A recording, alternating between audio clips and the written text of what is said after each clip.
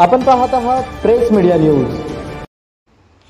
दक्षिण तालुक्यातील मंद्रुप येथे मुसळधार पावसाने मंद्रुप ते नान्हे रस्त्यावरती मोठमोठे खड्डे पडल्याने गावातील नागरिकांना, शाळेतील मुलामुलींना रस्त्यावरून जाणं कठीण झालं आहे। रिपोर्टर शेख, मंद्रुप।